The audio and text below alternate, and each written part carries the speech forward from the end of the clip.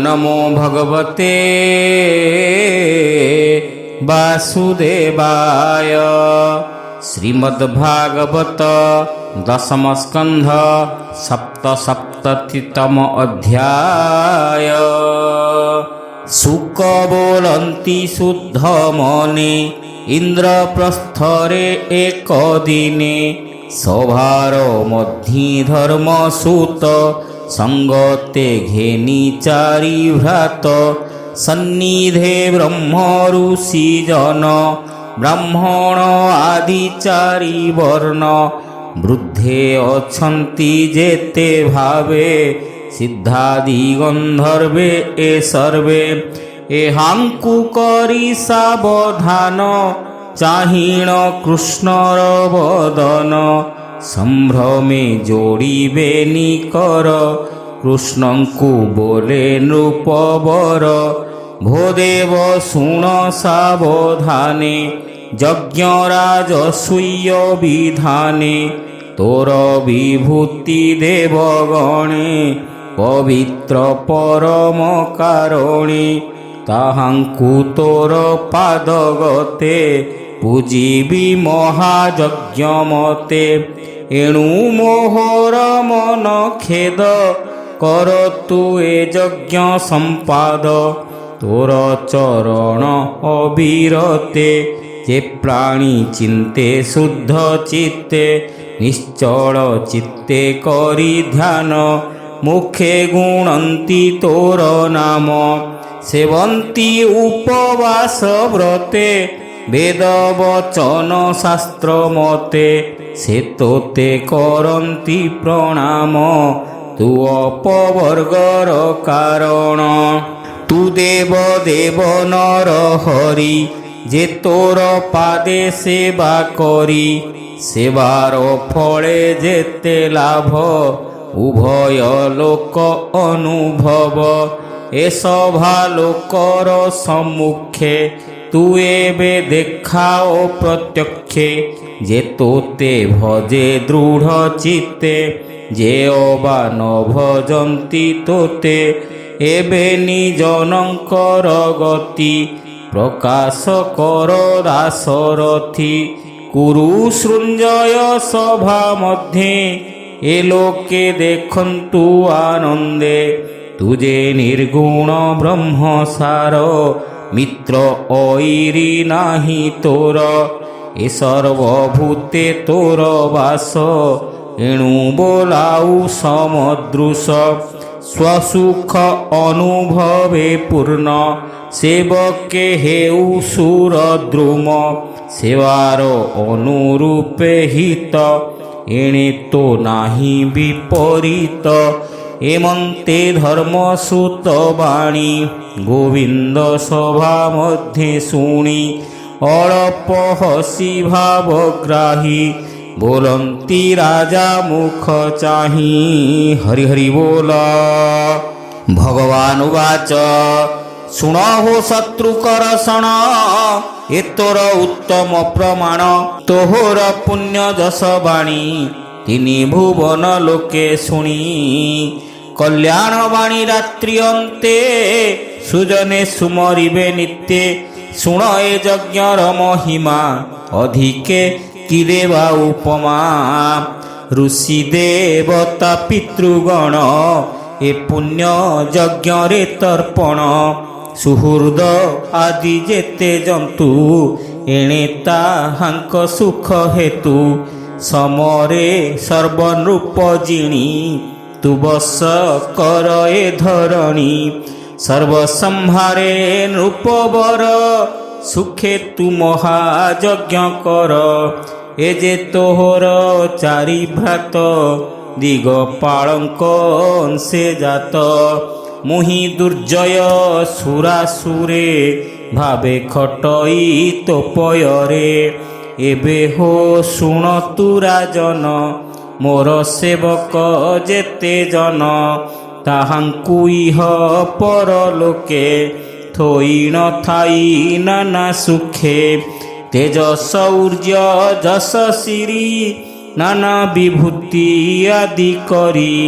କେହି ନ ପାରେ ତାଙ୍କୁ ଜିଣି ମୋର ଶରଣ ଯେତେ ପ୍ରାଣୀ ଦେବେ ନ ପୀଡ଼ନ୍ତି ଯାହାକୁ କି ଭୟ ମନୁଷ୍ୟ ରାଜାକୁ ଭାବେ କହନ୍ତି ବ୍ୟାସସୁତ ଶୁଣ ସୁମନେ ପରୀକ୍ଷିତ ଏମନ୍ତେ କୃଷ୍ଣ ବାଣୀ ଶୁଣି ଆନନ୍ଦ ମନେ ନୃପମଣି ଚାରି ଦିଗକୁ ଚାରି ଭାଇ ପେଶିଲେ କୃଷ୍ଣ ଆଜ୍ଞା ପାଇ ତକ୍ଷଣେ ବିଷ୍ଣୁ ତେଜ ରାଶି ବେଗେ ତାହାଙ୍କ ଦେହେ ପଶି ଦିଶନ୍ତି ବିଷ୍ଣୁ ତେଜ କାନ୍ତି ଏବେ ହୋ ଶୁଣ ନରପତି ଦକ୍ଷିଣ ଦିଗେ ସହଦେବ ତକ୍ଷଣେ ପେଶିଲେ ମାଧବ ସୃଞ୍ଜୟ ବଳ ସଙ୍ଗେ ଦେଇ ବୋଲନ୍ତି ନକୁଳକୁ ଚାହିଁ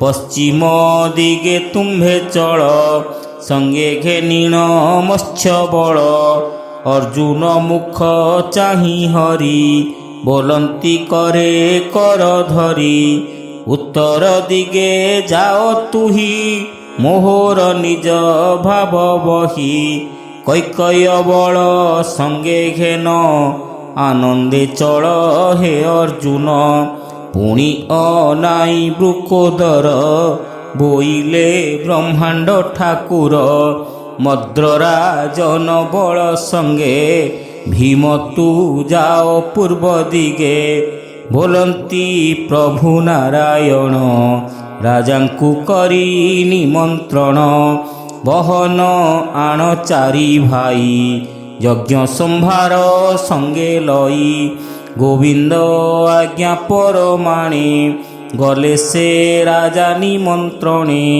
ବୋଲନ୍ତି ବ୍ୟାସଙ୍କ ନନ୍ଦନ ଶୁଣ ହୋ ପରୀକ୍ଷ ରାଜନ ରାଜାଙ୍କୁ ବିଷ୍ଣୁ ତେଜେ ଜିଣି ଧନ ସମ୍ପଦ ବେଗେ ଆଣି ଧର୍ମନନ୍ଦନ ପାଶେ ଦେଲେ କୃଷ୍ଣର ଛାମୁରେ କହିଲେ ଭୋନାଥ ଶୁଣି ମା ଗୋବିନ୍ଦ ଘୋର ଦୁର୍ଜୟ ଜରାସନ୍ଧ ତାହାକୁ ନ ପାରିଲୁ ଜିଣି ଶୁଣି ହସନ୍ତି ଚକ୍ରପାଣି ଦ୍ୱାରକାପୁରେ କଲୁ ବାସ ସେ ଦୈତ୍ୟ ନୋହିଲା ବିନାଶ ସବୁ ନୃପତି ବନ୍ଦୀ କରି ଥୁକି ନ ଜାଣୁ ଚକ୍ରଧାରୀ ତୋର ବୁଦ୍ଧିରେ ନାଶ ଯିବ ତେବେ ସେ ମୋ ଯଜ୍ଞ ହୋଇବ ଶୁଣି ବୋଲନ୍ତି ଚକ୍ରପାଣି ଏକଥା ମୁଁ ହିଁ ଅଛି ଜାଣି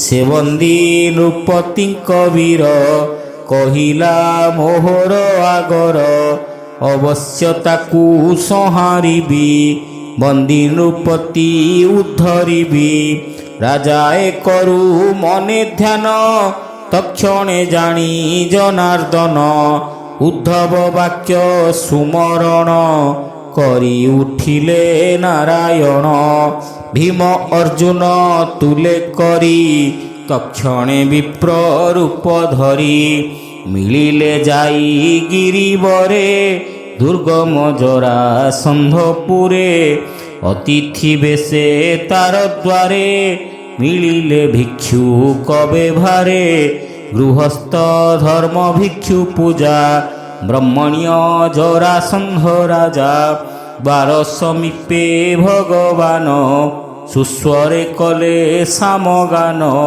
କ୍ଷତ୍ରିୟ କୂଳେ ଜାତ ହୋଇ ଛଦ୍ମେ ବ୍ରାହ୍ମଣ ରୂପ ବହି କୃଷ୍ଣର ବେଦ ନାଦ ଶୁଣି ମନେ ବିଚାରେ ନୃପମଣି ଏତ ଅପୂର୍ବ ବିପ୍ରବର ମିଳିଲେ ମୋହର ନବର ଆଜ ଜୀବନ ମୋର ଧନ୍ୟ ଉତ୍ତମ ବିପ୍ରେ ଦେବୀ ଦାନ ହେମନ୍ତ ମନେ ବିଚାରିଲା କୃଷ୍ଣର ନିକଟେ ମିଳିଲା ତାର ବଦନ ଚାହିଁ ହରି କହନ୍ତି ଅଞ୍ଜଳି ପ୍ରସାରୀ ଶୁଣ ଧାର୍ମିକ ନୃପବର ଅନେକ ଦୂରେ ଆମ୍ଭ ଘର ତୋର ମହିମା ଶୁଣି କର୍ଣ୍ଣେ ଆମ୍ଭେ ଅଇଲୁ ପଥଶ୍ରମେ ତୋର କୁଶଳ ହେଉ ସୁଖେ, ଯାହା ମାଗିବୁ ଆମ୍ଭେ ମୁଖେ। ସନ୍ତୋଷେ ଦେବୁ ନୃପବର, ଏ ଧର୍ମେ ବିଳମ୍ବ ନ କର।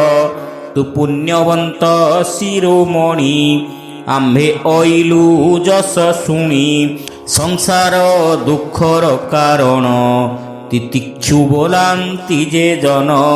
ତାର ସଦୃଶ ନାହିଁ କେହି, ଦୁର୍ଲଭ ମାଗିଲେ ସେ ଦେଇ। ଅସାଧୁ ବୁଦ୍ଧି ଯେତେ ନର, କିବା ଅକାର୍ଯ୍ୟ ତାହାଙ୍କର। ଜାଣି ନ ଜାଣି ସୁଖ ଲାଭେ, କର୍ମ କରନ୍ତି ପଶୁ ଭାବେ। ବିପାକେ ଫଳ ବିପରୀତ, ବୋଲନ୍ତି ପ୍ରଭୁ ଜଗନ୍ନାଥ। ନିର୍ମଳ ଜ୍ଞାନ ଯାର ଦେହି, ଅଦେୟ ବସ୍ତୁ ତାର ନାହିଁ। ପ୍ରାଣୀ ରହିତେ ସର୍ବଦେଇ, ତାହାକୁ ବୋଲି ପୁଣ୍ୟ ଦେହି। ସମଦରସି ଚିତ୍ତ ଯାର, ମିତ୍ର ଐରୀ ନାହିଁ ତାର। ଯେ ପ୍ରାଣୀ ଅନିତ୍ୟ ଶରୀରେ, ନିର୍ମଳ ଯଶ ଏ ସଂସାରେ।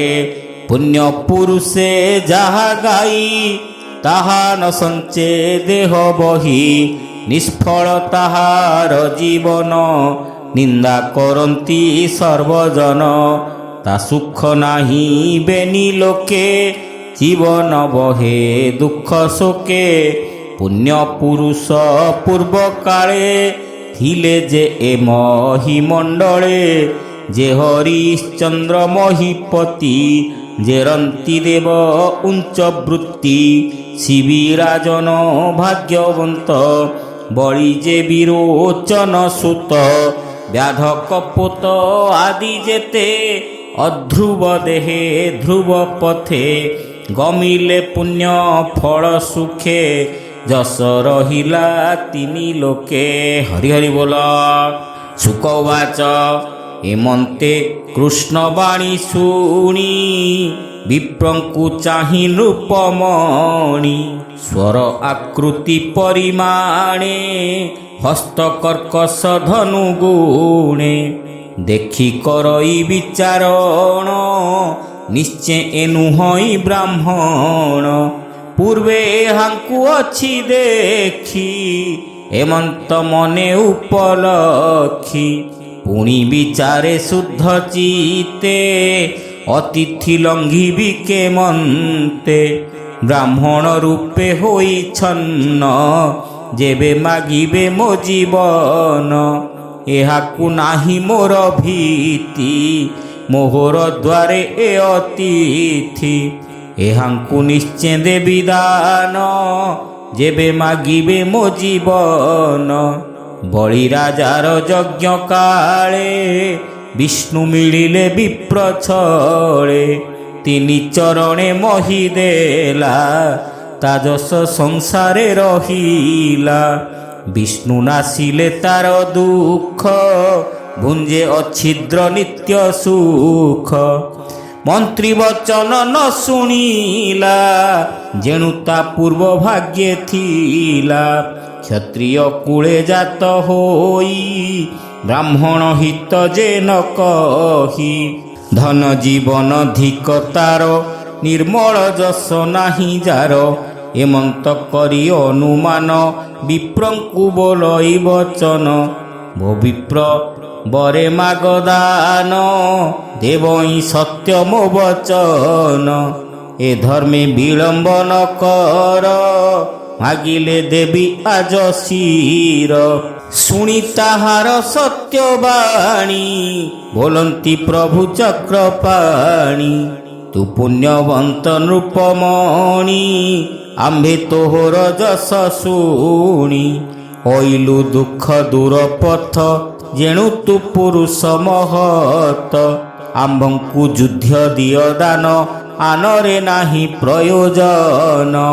ଶସ୍ତ୍ର ସମରେ ନାହିଁ ସଧ, ଆମ୍ଭଙ୍କୁ ଦିଅ ବାହୁ ଯୁଦ୍ଧ।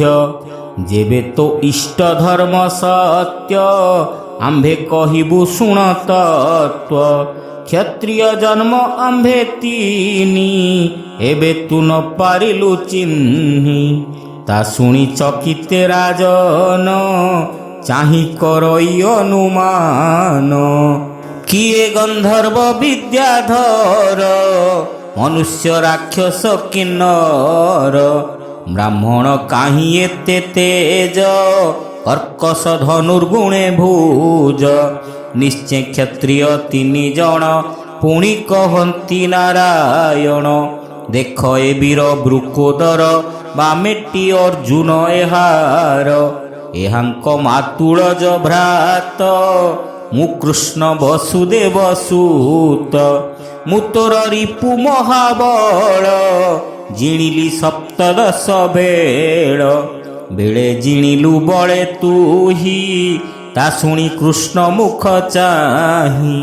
ଉଚ୍ଚେ ହସିଲା ଜରାସନ୍ଧ ବୋଲଇ ତୁରେ ବଡ଼ ମନ୍ଦ।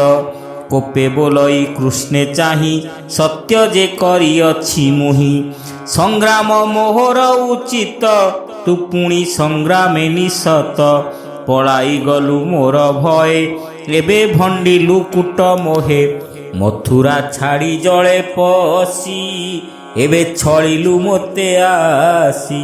ସମୁଦ୍ରେ ପଶିଲୁ ଶରଣ ତୋହର ତୁଲେ କାହିଁ ରଣ। ଏ ଯେ ଅର୍ଜୁନ ସଖା ତୋର ତୁଲ୍ୟ ବୟସ ନୋହେ ମୋର। ଏହାର ଦେହେ ନାହିଁ ବଳ ଏ କାହିଁ ହେବ ମୋର ତୁଲ। ମୋହର ତୁଲ୍ୟ ବଳି ଭୀମ ସେ ଜାଣେ ବାହୁ ଯୁଦ୍ଧ ଧର୍ମ। ହେମନ୍ତ ବୋଲି କୋପ ଭରେ ବେଗେ ମିଳିଲା ନିଜ ପୁରେ। ବୁଲାଇବେନି ଗଦା ହସ୍ତେ ମିଳିଲା କୃଷ୍ଣର ଅଗ୍ରତେ। ହରି ହରି ବୋଲ। ଗଦାଏ ଭୀମ ହସ୍ତେ ଦେଲା ସମର କର ତୁ ବୋଇଲା। ଆପणे ଗଦା ହସ୍ତେ ଧରି ରଣେ ପଶିଲା ଗସରି। ସମରେ ଭୀମ ଜରାସନ୍ଧ ଶୂନ୍ୟ ଦେଖନ୍ତି ଦେବ ବୃନ୍ଦ। ଅନ୍ତରେ ନିଜ ଛଳ ଆଞ୍ଚି ଗଦା ସମରେ ପଞ୍ଚା ପଞ୍ଚି। ରଣେ ଦୁର୍ମଦ ବେନି ବୀର ଘୁରାଇ କରନ୍ତି ପ୍ରହାର। ଶବଦ ଯେହ୍ନେ ଘଡ଼ଘଡ଼ି ଶୁଭଇବେନି ଦେହେ ପଡ଼ି। ବାମ ଦକ୍ଷିଣେ ଗଦା ଚାଳି କୋପେ ପିଟନ୍ତି ଭୁଜ ତୋଳି। ସମରେ ମତ୍ତ ଗଜ ପ୍ରାୟେ ଗଦା ପିଟନ୍ତି ବେନି ଦେହେ। ଶୁଭଇ ଘଡ଼ ଘଡ଼ି ନାଦ ଗଜେ ଯେ ସନେ ଗଜ ଯୁଦ୍ଧ। ବଜ୍ର ଶବଦେ ଦିଗପୁରେ ମାଗଧ ଭୀମର ସମରେ। ଏମନ୍ତେ ବେନି ଗଦା ତୋଳି ଅନ୍ୟାନ୍ୟ ପ୍ରହାରନ୍ତି ବଳି। ପିଟନ୍ତି ଭୁଜ ଯୁଗେ ବେଗେ ଗଦାଏ ବାଜି ତାଙ୍କ ଅଙ୍ଗେ। କଟି ଜଗନ ଉର କନ୍ଧେ ବଜ୍ର ଶବଦ ଘୋର ନାଦେ। ଭାଜି ପଡ଼ିଲେ ଗଦା ତଳେ ହସ୍ତି ସଂଗ୍ରାମେ ଯେହ୍ନେ ଡାଳେ। ସେବେନି ଗଦା ଯହୁଁ ଗଲା ଅନେକ କୋପ ଉପୁଜିଲା। ମୁଷ୍ଟି ଉଞ୍ଚାଇ ମହାକୋପେ ପ୍ରହାର କଲେ ଆପେ ଆପେ। ଶୁଭଇ ବଜ୍ର ଘଡ଼ଘଡ଼ି ପୁଣି ପ୍ରହାରେ ଆଗ ବଢ଼ି। ହେମନ୍ତେ ବଢ଼ିଲା ସଂଗ୍ରାମ ଦଇବ ବେନି ବୀରେ ସମ। ନିରତେ ସମର ବଢ଼ିଲା ଶପଥ ବିଂଶ ଦିନ ଗଲା। ହେମନ୍ତେ ରଜନୀ ପ୍ରବେଶେ କୃଷ୍ଣ ଯେ ଥିଲେ ଭୀମ ପାଶେ। କୃଷ୍ଣ ବଦନ ଭୀମ ଚାହିଁ କହିଲା ଆଙ୍ଗୁଳି ଦେଖାଇ। ଏହାକୁ ନ ପାରିବି ମୁହିଁ ଉପାୟ ଥିଲେ କହ ତୁହି।